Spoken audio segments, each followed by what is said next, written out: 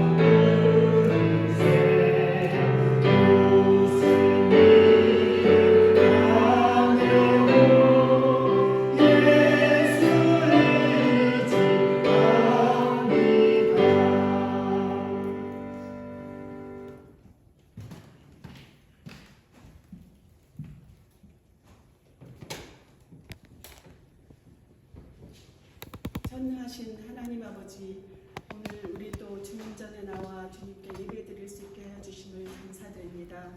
이 예배를 통하여 우리가 신령과 진정한 마음으로 주님께서 기뻐하시고 영광 돌려드리는 시간 되기를 원합니다.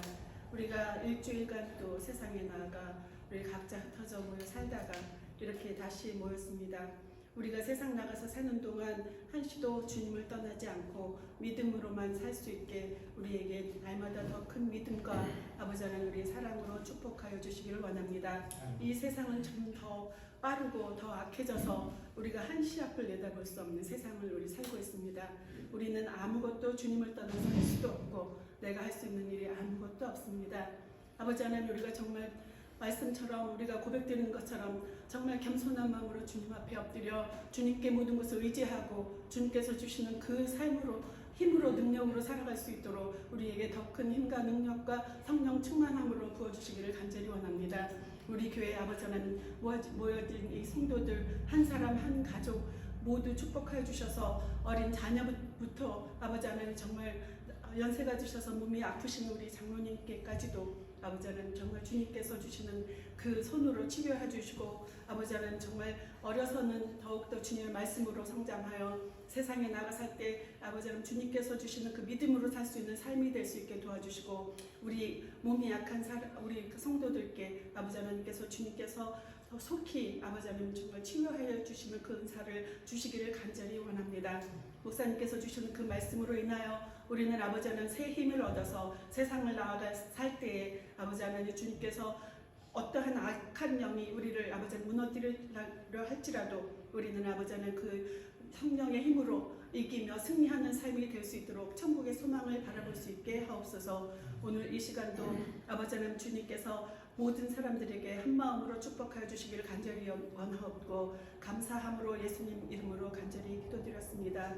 아멘.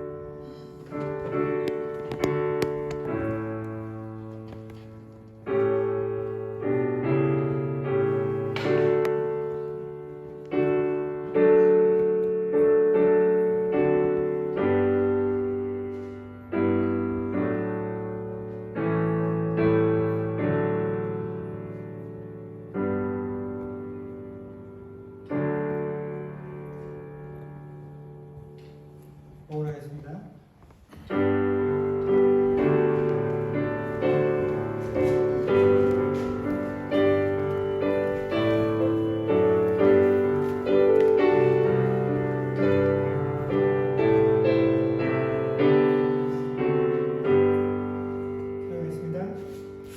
조신 하나님 은혜를 감사합니다. 지난 한 주간 동안에도 하나님께서 각 가정 가운데 허락하신 귀한 일터와 사업장에서 일하게 하시고 내가 거둔 모든 것들이 하나님께서 허락하신 귀한 은혜인 것을 고백하며 예물 드리게 하시니 감사합니다. 10의 1조로 각종 감사의 제목으로 주정헌금으로 드려진 헌물 가운데 우리의 중심들이 온전히 드려지게 하여 주시옵소서.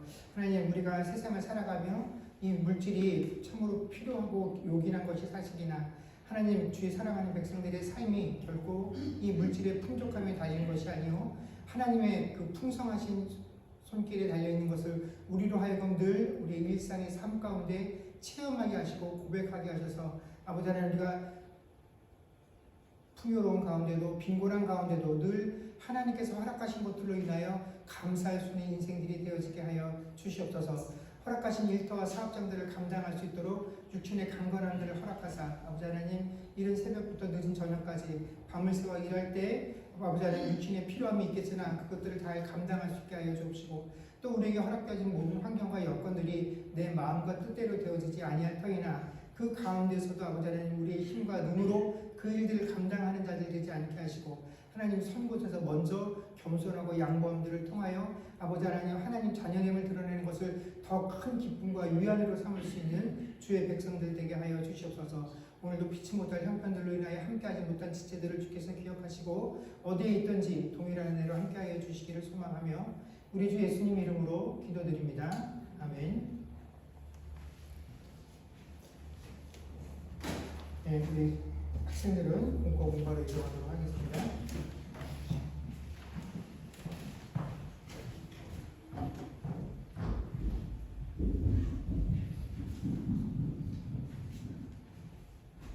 하나님 말씀 보겠습니다. 하나님 말씀은 사무엘상 15장 1절에서 9절까지 말씀입니다. 사무엘상 15장 1절에서 9절까지 말씀을 저와 여러분이 한 절씩 교독하겠습니다. 사무엘이 사울에게 이르되 여호와께서 나를 보내어 왕에게 기름을 부어 그의 백성 이스라엘 위에 왕으로 삼으셨은즉 이제 왕은 여호와의 말씀을 들으소서.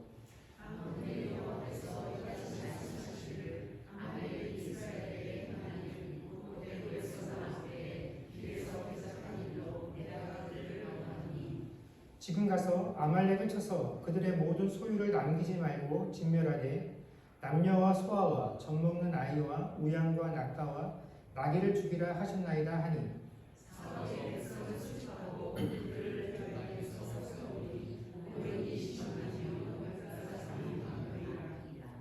사울이 아말렉 성에 이르러 골짜기에 복병시키니라.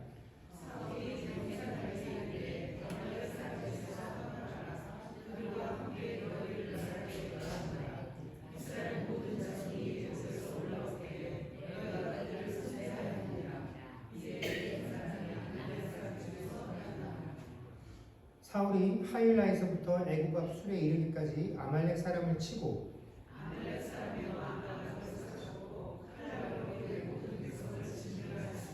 같이 읽겠습니다. 사울과 백성이 아각과 그의 양과 술의 가장 좋은 것 또는 기름진 것과 어린 양과 모든 좋은 것을 남기고 진멸하기를 즐겨 아니하고 같이 얻고 하찮은 것은 진멸하니라. 아멘.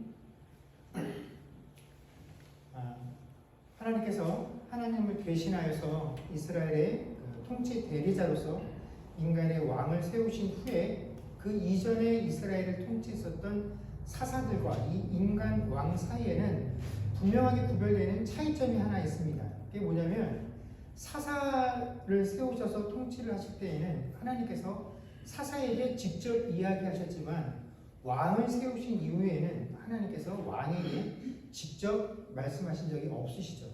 하나님은 항상 선지자들을 통해서 왕이 해야 할 일, 혹은 왕이 잘했으면 선지자들을 통해서 칭찬하시고 왕이 잘못하면 또 선지자들을 통하여 책망하심으로써 어떤 왕도 내가 하나님으로부터 직접 이런 명령을 들었다, 하나님의 음성을 들었다라고 해서 자기가 그것을 주장해서 할 수 없도록 하신 것이 그 이스라엘 왕이 가지고 있는 분명한 한계점이었다라는 것이죠. 이렇게 해서 하나님은 이스라엘을 다스리실 때 선지자와 왕이라고 하는 이 두 체제를 통해서 이스라엘을 통치해 나가십니다. 그래서 이스라엘이 이방의 왕들과 여러 가지 구별되어진 특징이 있는데 그 중에 하나가 바로 이 왕이 다른 이방 국가의 왕들처럼 신과 같은 권위를 누리지 못하고 신에게 명령을 받는데 그것도 직접 신으로부터 음성을 듣지 못하는 것. 이것이 이스라엘 왕이 가지고 있는 한계점이다라는 것입니다.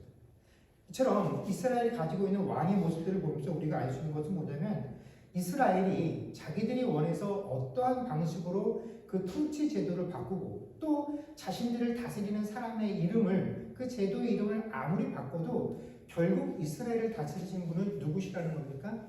하나님이시다라는 것을 깨달을 수밖에 없다라는 것이죠. 그래서 그토록 이스라엘 백성들이 원해서 왕을 달라고 요구했고 하나님께서 왕을 주셨음에도 불구하고 결국 그 왕의 제도를 통해서 드러나게 되는 것은 뭐냐면 왕도 결국은 하나님께서 이스라엘을 다스리는 통치 도구일 뿐이지 왕이 이스라엘의 진정한 통치자일 수 없다라는 것입니다. 그렇기 때문에 이스라엘의 왕이 그 이스라엘의 나라를 제일 잘 다스릴 수 있는 최고의 덕목은 우리가 인간적으로 생각하는 그런 통치자가 갖춰야 될 리더십과 같은 그런 인간적인 덕목이 아니라 하나님과의 관계가 얼마나 바로 서 있느냐 하는 것이 이 이스라엘 왕에게 가장 중요한 통치 덕목이다라는 것입니다. 하나님과의 관계가 바로 서 있어야 되고 그 관계가 바로 서 있다는 것은 무엇으로 알 수 있냐면 그 왕이 하나님 말씀에 순종해야 된다라는 것이죠. 그래서 이 왕이 얼만큼 하나님 말씀에 순종할 수 있느냐 하는 그 순종이 왕이 이스라엘을 잘 통치할 수 있는 거의 유일한 방법이다라는 것입니다. 그런데 이미 저희가 살펴본 것처럼 사울 왕은 이미 2번씩이나 결정적인 순간에 하나님이 내리신 명령에 불순종하게 되죠. 첫 번째는 사무엘이 사울에게 기름을 부었던 그날에 사울에게 기브아에 있는 사울이 살고 있던 그 동네에 있었던 블레셋의 영문, 블레셋 군대 진지를 공격하라는 것이었는데 그 명령을 어기고요. 두 번째는 13장에 보면 블레셋과의 전쟁을 앞두고서 블레셋 군인 수가 많은 것을 보고 모집해놓은 이스라엘 군대가 뿔뿔이 흩어지자 마음이 다급했던 사울이 어떻게 합니까? 사무엘을 기다려야 되는데 기다리지 못하고 자기가 대신 제사를 드리는, 그래서 사무엘을 기다리려고 한 그 명령을 어긴 것, 이 두 가지 치명적인 불순종의 죄를 이미 하나님께 범하게 되죠. 그래서 이 두 번째 사무엘을 기다리지 못한 죄 때문에 하나님께서 뭐라고 말씀하시냐면 이제 너의 나라가 길지 못할 것이다. 내가 내 마음에 맞는 사람을 구해서 내 백성들의 지도자를 삼겠다라는 그 하나님의 예언을 사무엘이 사울에게 전해줄 정도로 이 두 번의 불순종이 사울에게 굉장히 치명적이었습니다. 그런데 그런 사울에게 또다시 하나님께서 사무엘을 통하여 명령을 주시죠. 그래서 오늘 1절 말씀에 보면 1절 하반절에 보면 사무엘이 사울에게 뭐라고 말하냐면 하나님의 음성을 들으십시오 하고 그 계율을 하면서 이제 왕은 여호와의 말씀을 들으소서라고 이야기를 합니다. 이 말은 단순히 자 이제부터 내가 또 하나님 말씀을 전해줄 테니까 잘 들어보십시오 하는 그런 의미라기보다는 왕이시여 지금까지 제가 2번이나 중요한 하나님의 말씀을 전해줬는데 이 2번에 다 순종하는 일에 실패했으니 제발 이번에는 하나님 명령에 순종하십시오 라고 하는 이런 비장함이 배어있는 당부가 바로 이 1절에 왕은 여호와의 말씀을 들으소서라고 하는 말씀이다라는 거죠. 그래서 하나님의 명령에 불순종함으로 인해서 자신에게 주어진 통치 기간이 길지 못할 것이다 라는 신탁을 이미 사울이 들었기 때문에 사무엘이 또다시 하나님의 음성을 전하면서 이제 제발 왕은 여호와의 말씀을 좀 들으십시오 라고 부탁을 할 정도였으면 그래도 이번만큼은 사무엘이 전해주는 이 하나님의 명령에 좀 긴장해야죠. 야, 내가 전에는 하나님의 명령을 제대로 수행하지 못했는데 이번에라도 내가 잘 듣고 따라야지, 더 신경을 써야지 하고 하나님 명령에 유념할 법도 한데 사울은 이번에도 전혀 그러하지 못했다라는 것입니다. 심지어 이번에는 아말렉과의 전쟁을 시작하기도 전에 하나님 명령에 불순종을 하죠. 하나님께서 사무엘을 통해서 사울에게 전해주신 명령은 이렇습니다. 3절에 보면 지금 가서 아말렉을 쳐서 그들의 모든 소유를 남기지 말고 진멸하되 남녀와 소아와 젖먹는 아이와 우양과 낙타와 나귀를 죽이라 하셨나이다. 이 모든 것 아말렉에 속한 것은 사람이든지 짐승이든지 모든 것을 진멸하라는 것이 하나님께서 내리신 명령의 핵심이죠. 그리고 이런 명령을 내리신 이유를 뭐라고 2절에 설명하냐면 이스라엘의 출애굽에서 광야 생활을 할 때 이 아말렉이 이스라엘을 공격한 일이 있었는데 이 일로 인해서 하나님께서 그 당시에 모세를 통해서 내가 아말렉을 진멸하리라고 말씀하셨고 이제 그 일을 지금 내가 이루기 위해서 그때 했던 그 아말렉에게 벌을 내리기 위함이다라고 말씀을 해주셨습니다. 그런데 사울이 아말렉을 공격하기 전에 어떤 일을 하냐면 갠 사람들을 찾아가서 이야기하기를 야 이제 우리가 하나님 명령을 따라서 아말렉을 진멸할 건데 너희가 이 아말렉 사람들과 함께 있다가 멸망하면 내가 두려우니 너희는 여기를 떠나라라고 조언을 했다라는 것이죠. 사울이 갠 사람들에게 이런 호의를 베푼 까닭은 하나님께서 아말렉을 진멸하는 이유와 정반대로 이 갠 사람들은 이스라엘이 출애굽에서 광야 생활할 때 이스라엘 백성들을 선대했기 때문이다라고 사울왕이 밝히고 있습니다. 우리는 사울왕의 이런 조치가 전혀 문제될 것이 없다라고 생각들을 합니다. 오히려 어려운 시절에 이 이스라엘 백성들이 받았던 호의에 대해서 이제 은혜 갚을 기회가 생겨서 은혜를 갚은 것이니 이것은 의로운 행동이고 칭찬을 받아 마땅하다라고 생각할 수 있습니다. 이것이 우리가 가지고 있는 안목과 우리가 가지고 있는 의로움의 기준에 따른다면 마땅하고 당연한 것이죠. 칭찬받아 마땅한 일입니다. 그러나 우리의 안목에는 의롭고 정당한 처사지만 이건 분명히 하나님 명령에 대한 불순종이다라는 것이죠. 왜냐하면 아말렉과의 전쟁을 앞두고 굳이 사울이 이 갠 사람들을 찾아가서 야 우리가 이제 아말렉을 진멸할 건데 괜히 옆에 있다가 너희도 봉변당하지 말고 나가라 라고 말을 했다라는 것은 성경의 표현대로라면 갠 족속은 이미 아말렉의 소유였다라는 것이죠. 어떤 식으로든지 이 갠 사람과 아말렉 족속들은 밀접한 관련이 있었기 때문에 아말렉을 진멸시킬 때 이 갠 사람들도 이 진멸을 피할 수 없는 그런 상황이 있었다라는 것입니다. 그래서 이 갠 사람들의 멸망을 피하기 위해서 막기 위해서 사울이 갠 사람들에게 이런 조언을 한 것이죠. 우리가 생각할 땐 충분히 이해가고 납득이 가고 올바른 행동이다라고 생각하지만 결코 과거의 은혜를 갚는 의로운 행동이 될 수 없다라는 것입니다. 그럼 오늘 본문에는 우리가 이 사울이라는 인물을 살펴보게 되면 그냥 우리가 사울의 불순종이라고 평가할 만큼 단순히 불순종했다라고만 생각하고 판단하기에는 참으로 이해하기 어려운 사울의 여러 가지 모습들을 발견하게 됩니다. 그 중에 첫 번째가 뭐냐면 사울이 하나님의 명령을 어기고 아말렉의 왕 아각도 사로잡아 오고 또 아말렉 족속들이 가지고 있었던 양과 소와 각종 우양들 중에서 나쁜 것만 다 죽이고 좋은 것을 가지고 오지요. 근데 다음날 이 소식을 사무엘이 듣게 되고 다음날 일찍 사울을 만나기 위해서 일어났더니 사람들이 사무엘에게 뭐라고 얘기하냐면 사울이 이미 그 전쟁터를 떠나서 갈멜 지방으로 내려가서 그 갈멜에서 자기를 위해서 기념비를 세운 후에 그 일도 이미 다 끝나고 지금은 길갈로 가서 길갈에 있습니다 라고 주변 사람들이 사무엘에게 이야기를 해준 것입니다. 그래서 사무엘이 이 소식을 듣고 길갈로 향하게 되죠. 오늘 저희가 읽는 그 한글 성경에 기념비라고 번역되어 있는 히브리어는 야드라는 단어인데 이 단어의 어원은 손입니다. 손. 그래서 기념비가 어떤 의미를 가지고 있냐면 기념비를 만드는 이유가 뭐냐면 이건 내 손으로 했다라는 것을 징표를 세우는 게 기념비인 것입니다. 여기서 이루어진 모든 것들은 다 내 손으로, 내 힘으로 한 일이야 라는 사실을 밝혀 드러내는 것이 바로 이 기념비의 역할이죠.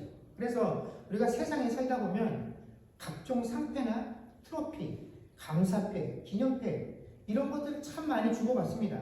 이런 것들을 주고받는 이유가 뭡니까? 그 사람이 행한 일들에 대해 공로를 치하하기 위해서입니다. 그래서 학생들이 시험을 잘 봐도 상장을 줍니다. 등수별로 상장을 주고 회사에서 일을 하게 되면 잘했다라고 칭찬하면서 감사패와 각종 상패를 주고 몇십 년 동안 우리 회사를 일해주면 그동안 우리 회사를 일해서 수고해줬다고 고맙다고 퇴직을 할 때는 또 감사패도 줍니다. 세상에서는 내가 당신의 능력을 활용해서 일해왔기 때문에 당신의 능력을 사용해왔기 때문에 이런 것들을 주는 것이 당연합니다. 이것들을 가지고 이런 것들을 줍니다 하면 사람들은 그게 참 별것 아닌 것 같아도 거기에 마음이 동요해서 더 열심히 해서 일을 하기도 합니다. 이게 나쁜 것도 아니고 불필요하다고 하지도 않습니다. 그러나 우리는 신앙생활하면서 우리에게 이루어진 모든 것들을 다 누가 했다고 고백하는 사람들입니까? 하나님이 하셨다라고 고백하는 자들입니다. 우리는 내 손과 내 물질과 내 노력과 내 시간 들여서 모든 것들을 하지만 이게 다 뭐라고 고백합니까? 하나님의 은혜라고 고백을 하는 사람들입니다. 그런데 이게 다 하나님이 하셨고 우리가 하나님의 은혜라고 고백하는데 이것이 정말로 말뿐인 것이 되지 않기 위해서는 신자와 교회는 이 기념비를 세우는 일들을 지향해야 합니다. 분명히 이 사람이 수십 년간 우리 교회를 위해서 수고하고 헌신한 것이 맞아요. 너무나 감사한 일입니다.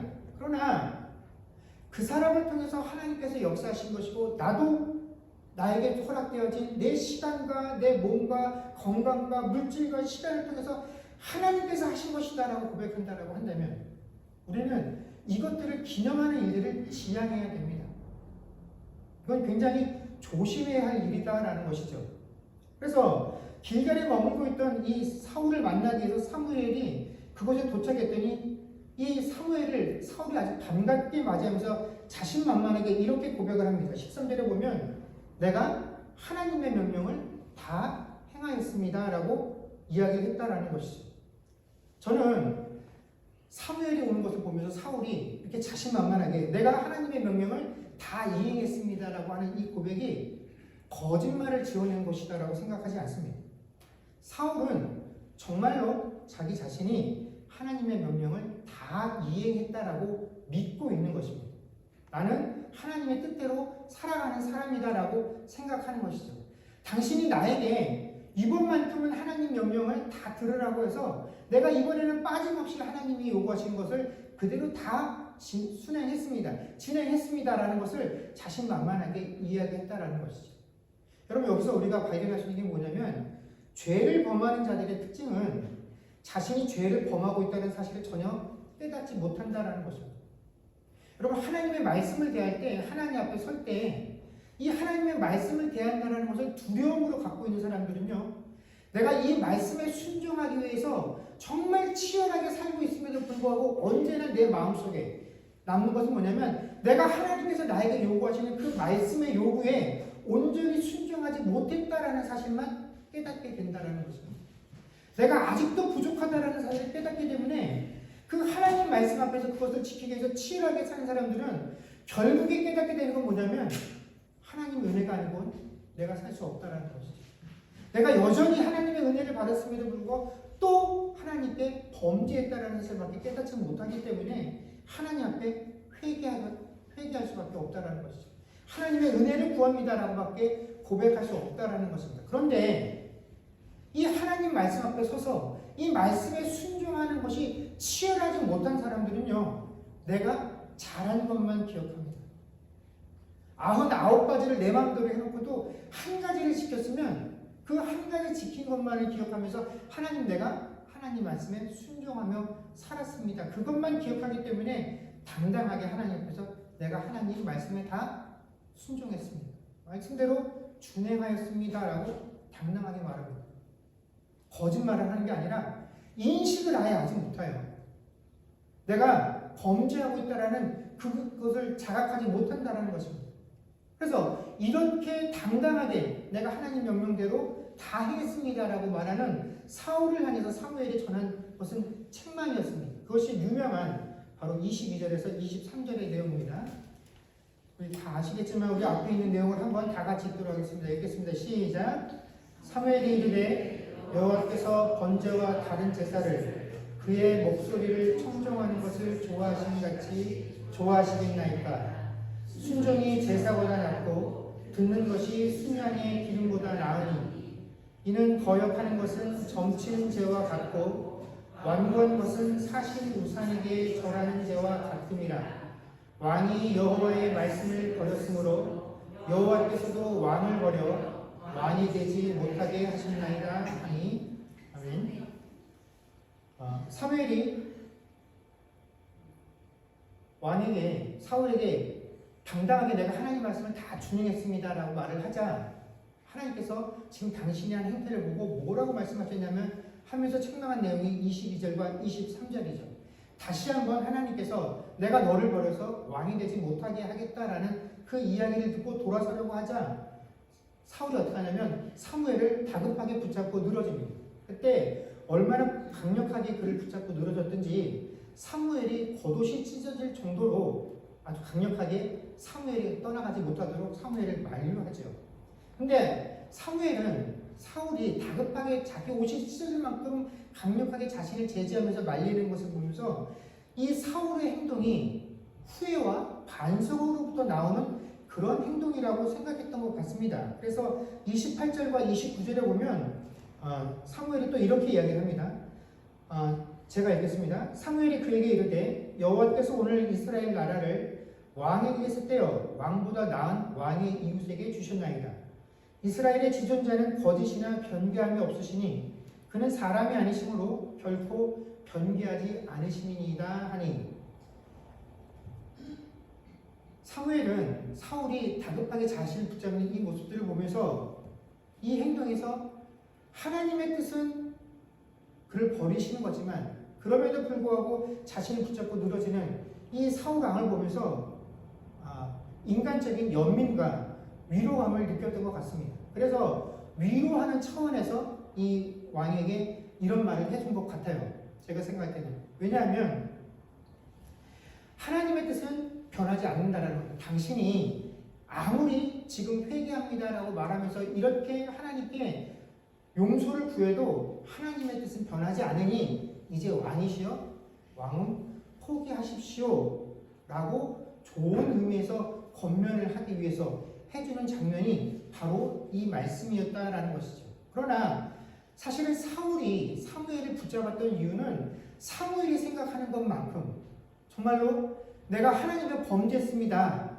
하나님 용서해 주십시오. 할 수만 있으면 저에게 한 번만 더 기회를 주십시오. 하나님 그런 다급한 심정으로 사무엘을 잡았던 것이 아니다라는 것이죠. 30절에 보면 그 옷을 붙잡으면서 사울이 이렇게 얘기합니다. 사울이 이르되 내가 범죄하였을지라도 이제 청하옵나니 내 백성의 장로들 앞과 이스라엘 앞에서 나를 높이사 나와 함께 돌아가서 내가 당신의 하나님 여호와께 경배하게 하소서 하더라. 아멘. 지금 사울이 사무엘에게 요구하는 것은 내가 하나님께 예배를 드리고 싶은데 당신이 나를 위해서 예배를 드려주길 원하는데 내가 이 예배를 통하여 회복하고 싶은 것은 하나님과의 관계가 아니다라는 것이죠. 내가 하나님께 회개하고 그분에게 은혜와 자비를 구해서 내 죄를 용서함 받고 싶은 것이 아니다라는 것입니다. 하나님을 대변해서 내 잘못을 하나님 앞에서 직접 용서함 받고 싶은 것이 아니라 지금 제사장이 드리는 이 예배에 나도 함께 참여함을 통해서 하나님께서 당신을 이 나라의 제사장이자 선지자로 세우셨는데 당신이 나와 함께 있는 모습들을 봐서 아직도 백성들이 내가 당신에게 인정을 받고 있구나, 하나님에게 인정을 받고 있구나 하는 그런 모습들을 내 백성들이 볼 수 있게끔 해 주십시오 하는 의도로 나와 함께 예배에 참석해 주십시오. 나도 예배드리게 해 주십시오라고 요구를 했다라는 것입니다. 그렇게 함으로써 사람들 눈에 내 백성들과 내 장로들에게 내가 여전히 무시당하지 않도록 내 권위와 내 체면을 세워주십시오. 그래서 지금 사울은 이 예배를 그렇게 간곡하게 요구하는 이유가 하나님과의 관계, 하나님의 죄 씻음의 문제가 아니라 이 예배라는 형식을 통해서 내 권위와 내 위엄과 내 체면을 세울 수 있기를 원했기 때문에 이 예배 꼭 당신이 드려주고 가야 합니다 라고 요구를 했다라는 것이죠.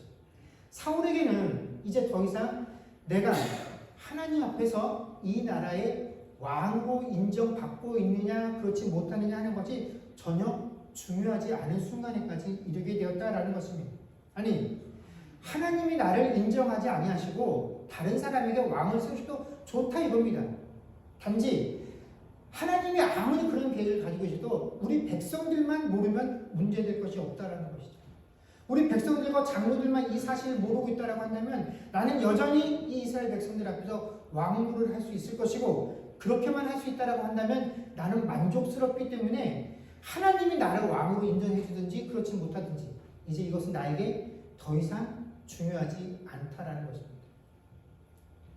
하나님께서 하나님의 나라, 하나님의 백성을 다스릴 수 있는 그 대리자로 세운 것이 바로 이스라엘의 왕 사울이었는데, 이제 사울은 더 이상 하나님의 대리자라고 하는 의식이 없고 이방의 다른 왕들처럼 그저 나도 그들 위해 군림해서 다스릴 수 있는 이방의 왕들과 똑같은 그런 마음가짐으로 백성들 앞에 서 있었다라는 것이죠.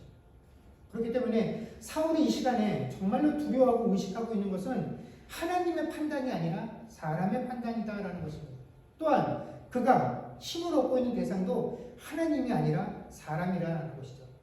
하나님은 나를 포기해도 좋고, 하나님은 나를 버려도 좋고, 하나님은 나를 인정해주지 않아도 좋지만 사람들이 나를 인정해주면 그것이 나에게 힘이 되고 나는 계속 왕노릇 할 수 있으니 내가 의식하는 것도 내가 의지하는 것도 사람이다라는 것입니다. 그런데 이렇게 그가 의식하고 있고 의지하고 있는 것도 사람들의 시선이고 사람들의 판단이었지만, 그렇다고 해서 또 이 사울이 백성들을 전적으로 사랑했느냐 하면 그렇지도 못하죠.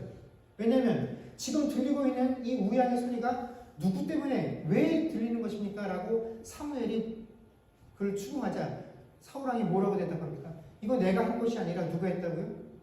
백성들이 하나님께 제사 드리기 위해서 이것들을 살려서 왔습니다라고 할 만큼 자신이 책망받을 때는 그 책망의 이유들을 누구에게요? 백성들에게 그 책임을 전가하기도 한다는 것입니다. 우리가 일반적으로 가지고 있는 세상적인 양목에서 좋은 왕, 좋은 지도자가 갖춰야 될 그런 모습도 전혀 갖추고 있지 못한 것이 이 사울왕의 모습들이다라는 것입니다. 자, 우리가 이렇게 사울왕의 모습들을 보고 있노라면 이것은 단순히 하나님의 명령에 불순종했다라는 차원의 문제가 아니라 사울이라는 사람이 참으로 하나님을 두려워하지 않는다라는 것을 알 수가 있다라는 것입니다. 그런데 제가 목회자가 되고 나서 이 부분에 대해서 많은 사람들과 이야기를 하고 설교를 하면서 설교를 하고 나면 듣게 되는 이야기가 이런 이야기입니다. 많은 사람들이 하나님이 내리신 명령에 사울이 불순종했다라는 죄를 범했다라는 것들은 다 인정들을 합니다. 근데 그 부분을 인정하면서도 또 한편으로는 어떤 마음들을 가지고 있냐면, 하나님께서 내리신 명령, 이 아말렉에게 속한 것은 사람이든지 어린아이든지 가축이든지 상관없이 모든 것을 다 진멸하라고 하신 이 하나님의 명령이 너무나 잔인하기 때문에 된 사람을 살려주고 또 왕을 사로잡고 좋은 것들을 살려둔 이 사울왕 모습이 어떻게 해요? 한편으로는 공감이 간다라는 것입니다. 왜냐하면 하나님의 명령이 너무나 잔인했기 때문에 그렇다라는 것이죠. 그런데 여러분, 우리가 정말로 하나님의 명령이 너무 잔인해서 그래서 이것이 좀 부당하다라고 느껴졌다라고 한다면 사울처럼 자기 마음대로 행할 것이 아니라 처음부터 이 부분에 대해서 하나님께 의의를 제기했어야 마땅하죠. 여러분, 아브라함이 소돔을 심판하시겠다라는 하나님의 계획을 듣고 하나님께 뭐라고 합니까? 하나님, 악인을 진멸하기 위해서 의인까지 함께 진멸시키시겠습니까? 그러면서 하나님과 계속 딜을 하죠. 50명, 45명, 40명. 그래서 마지막에 어떻게 합니까? 하나님, 그 안에 10명만 있으면 소돔을 심판하는 것, 그거 멈춰 주십시오. 하나님께서 거기 10명만 있으면 내가 심판하지 않겠다라고 말씀해 주셨습니다. 근데 결국 그것이 되지 못했던 것이죠. 만약에 정말로 아말렉 진영 안에 개인 사람과 같이 옛날에 우리 이스라엘 사람들을 위해서 애쓰고 수고한, 그래서 지금 우리가 그 사람들에게 꼭 그 받았던 은혜를 갚아야 될 그런 대상이 있는데 그런 사람이 함께 아말렉과 직면하는 것이 공평하지 못하고 의롭지 못하다라고 여겼다면 아브라함의 문제를 제기한 것처럼 사울도 하나님께 의문을 제기했어야 합니다. 하나님, 갠 사람이 진멸되는 것이 옳겠습니까? 아닙니다. 그렇다면 하나님께서 분명히 거기에 대한 답을 준비해 주셨고 문제를 해결해 주셨을 것입니다. 그런데 사울은 어떻게 합니까? 하나님과 아무런 의사소통이 없죠. 하나님께 묻고 듣는 그 과정이 없이 그냥 본인이 정하고 자신이 정한 것을 그대로 행할 뿐이다라는 것입니다. 그럼에도 불구하고 자신이 가지고 있는 그 의의 기준에 합당하다라고 생각하면 이것이 옳고 맞고 내가 하나님 뜻에 맞게 행했다라고 그 스스로 위로를 하고 있다라는 것입니다. 사람이 이 사울왕이 어째서 이렇게 하나님의 명령을 어기는 일에 경솔할까? 왜 하나님의 음성에 귀 기울이지 않을까 하는 의구심이 끊임없이 들게 되는데 거기에는 이런 이유가 있습니다. 사무엘상 14장 47절에서 48절 말씀입니다. 사무엘상 14장 47절에서 48절 제가 읽겠습니다. 사울이 이스라엘 왕위에 오른 후에 사방에 있는 모든 대적 곧 모압과 암몬 자손과 에돔과 소바의 왕들과 블레셋 사람들을 쳤는데 향하는 곳마다 이겼고 용감하게 아말렉 사람들을 치고 이스라엘을 그 약탈하는 자들의 손에서 건졌더라. 아멘. 자, 이 사무엘상 14장 47절에서 48절의 내용은 뭐냐면 사울이 이스라엘 왕이 오른 이후에 왕이 되어서 전쟁을 치르는데 그 근방에 있는 모든 이방 국가들과의 싸움에서 싸움을 행할 때마다 어떻게 해요? 이겼다라는 것입니다. 이스라엘을 공격하고 약탈하려는 사람들의 무리로부터 이 이스라엘을 건져내는 일을 사울이 아주 잘 수행해냈다라는 것입니다. 사울이 왕이 되어서 다른 나라와의 싸움에서 승승장구했다라는 것이죠. 타국과의 전쟁에서 승리함을 통해서 어떠한 효과가 생겼냐면 이스라엘이 점점 부유해지기 시작했다라는 것입니다. 여러분, 우리가 산업이 발전하지 않았던 고대에 한 나라가 발전할 수 있는 부유해질 수 있는 가장 좋은 방법이 뭐냐면 정복 전쟁을 하는 겁니다. 그 시대에는 전쟁을 해서 약탈하는 것 외에는 부자가 될 수 있는 방법이 거의 없습니다. 그래서 이스라엘이라는 나라 주변에 수많은 이방 국가들이 이스라엘을 침략했었던 것이고 이스라엘도 이방 국가의 전쟁에서 승리를 했다라는 것은 그들과의 전쟁에서 승리를 통해서 전리품을 챙겼다라는 것입니다. 이처럼 이방 국가와의 전쟁에서 점점 승리해서 이스라엘이 점점 부유해지고 부강해지니까 백성들이 사울을 향한 그 마음들이 어떻게 됩니까?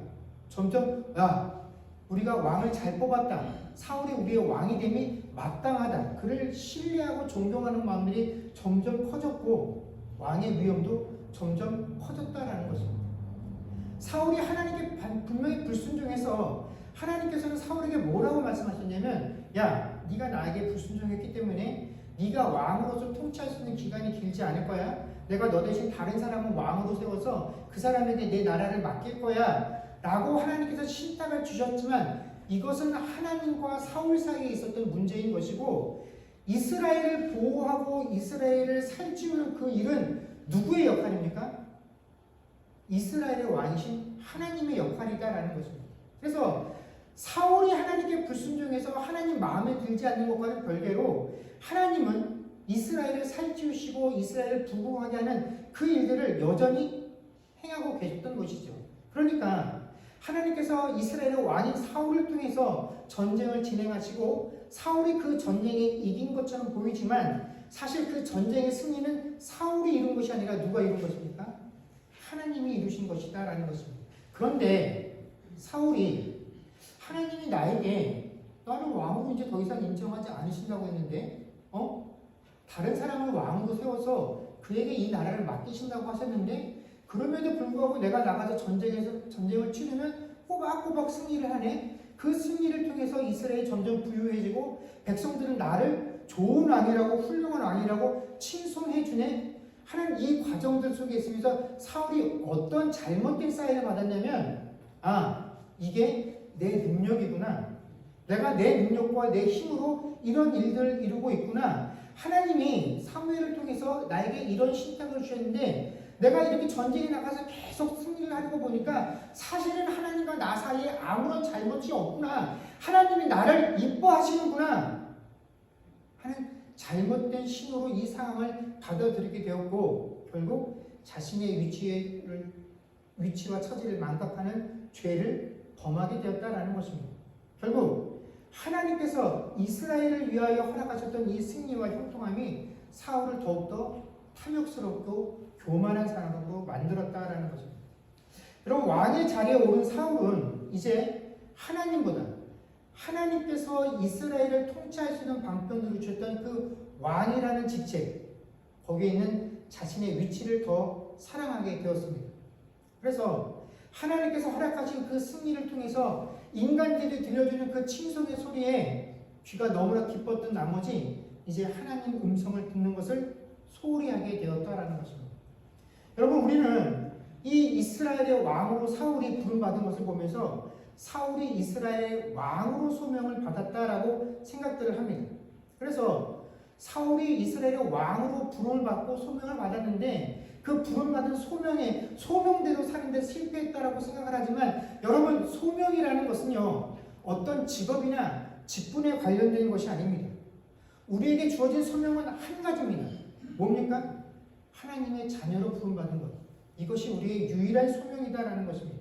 즉 하나님의 백성, 하나님의 자녀로 부름받았으니 우리에게 가장 큰 소명은 뭐냐면 그 부름받은 자의 모습으로 인생을 살아내는 것. 이것이 우리의 제일 큰 소명이다라는 것입니다. 하나님과의 관계, 그분이 나의 구세주이시고 나는 그분의 소유라는 그 사실을 제대로 알고 그 부르심에 합당한 대로 살아내는 것. 이것이 우리의 이 땅에서 첫 번째 소명이다라는 것입니다. 그런데 내가 그리스도인으로 하나님의 자녀로 하나님의 백성으로 부름받았기 때문에 그 위치를 알고 그 부르심 받은 대로 살아야 된다라는 그 소명을 놓쳐버리게 되면 자꾸 우리가 이 세상을 살아가면서 어떤 것에 빠지게 되냐면 직책과 직책이나 지위를 자꾸 내 소명이라고 생각한다는 것입니다. 교회에서 내가 받은 이 직분이 내 소명이라고 생각하면 여러분 그걸 소명으로 알고 살아가면 그리스도인다움을 놓치게 된다는 것입니다. 세상에서 내가 부여받은 것들을 더 중요하게 여기고 이것들을 통해서 하나님을 영화롭게 해야 된다고 생각하게 되면 우리는 그 순간 내가 부여받아서 누리고 있는 그 직위와 직책에 빠져서 하나님을 멀리하게 된다는 것입니다. 하나님보다 그것들을 더 사랑하게 되고요. 하나님의 말씀을 듣는 것보다 그 직책과 그 지위를 통해 듣게 되는 사람들의 칭찬과 칭송을 더 좋아하게 된다는 것입니다. 근데 이것이 누구의 범죄였냐면 바로 사울의 범죄였다라는 것입니다. 우리가 이것들을 놓치게 되면 우리가 사울의 불순종이라고 부르는 이 사울의 범죄를 우리도 누구라도 짓게 된다는 것입니다. 여러분 오늘날 하나님께서 우리에게 사울에게 명하신 것 같이 똑같이 말씀하십니다. 우리의 관점에서 보면 하나님 어떻게 나에게 그렇게 잔인한 명령을 하시니까, 어쩌면 나에게 그렇게 잔인하게 이것들을 다 포기하고 이것들을 다 잘라내라고 말씀하십니까? 저 이거 없으면 못 살아요. 근데 하나님 어떻게 이것들을 다 쳐내고 이거 없이 나보고 살라고 말씀하십니까? 할 정도로 잔인하게 우리에게 진멸하라고 명하시는 그런 것들이 있을 것입니다. 그런데 우리에게는 또 한편으로 이것들을 진멸하지 못하는 정당한 이유들도 있을 것입니다. 하나님, 아직은 때가 아니에요. 내가 내 자녀들 조금 더 키워놓고요, 우리 인생에 더 노후를 보장시킬 수 있는 준비들을 다 해놓고요, 그럴 때까지는 내가 이거 포기하지 못해요. 하나님, 그때까지는 좀 봐주세요. 이것들을 다 준비하고 다 해결하고 나면 내가 그때서야 이 모든 것들을 진멸하겠습니다. 여러분, 우리가 가지고 있는 이 세상의 가치관과 기준으로 보면 누구라도 다 납득하고 누구라도 다 이해할 수 있는 조건들이고 이유들입니다. 그러나 된 사람을 살려준 것이 아무리 옳고 정의롭고 합당한 것처럼 보여도 결국 그것조차도 뭡니까? 하나님께 불순종한 죄에 불과하다라는 것을 우리가 상기해야 됩니다. 사랑하는 성도 여러분, 우리는 나의 이유를 가지고 이 땅을 살아가는 사람들이 아닙니다. 우리는 하나님의 이유를 가지고 이 땅을 살아가는 것입니다. 이것이 하나님께 당신의 자녀로 부름받은 우리들의 정체성입니다. 하나님께 아무리 하나님 내가 이렇기 때문에 저는 상황이 이래서 그 이유를 대도 익스큐즈가 되지 않는다라는 것이죠. 우리에게는 하나님의 이유가 먼저인 그런 존재로 우리가 이 땅을 살아가는 것입니다. 사랑하는 성도 여러분, 하나님의 자녀된 이 소명, 이것이 우리에게 가장 중요하다는 사실들이 잊지 않고 이 소명에 합당한 삶을 살아갈 수 있는 저와 여러분들 될 수 있기를 주의 이름으로 간절히 축원합니다. 기도하겠습니다.